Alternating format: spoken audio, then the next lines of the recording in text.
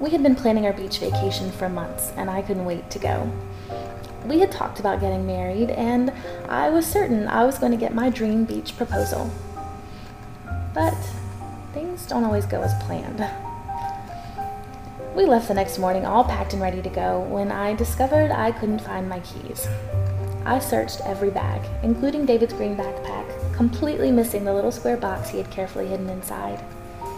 6 hours later, we arrived at the beach. After a nice dinner, we relaxed on the patio. "Let's go for a walk," he suggested. "Life is about being happy," he said. "It's about finding someone to share your life with." His words trailed off as the world stopped and I watched him get down on one knee there in the sand. I was shocked. But this was everything I had always wanted and nothing I had expected.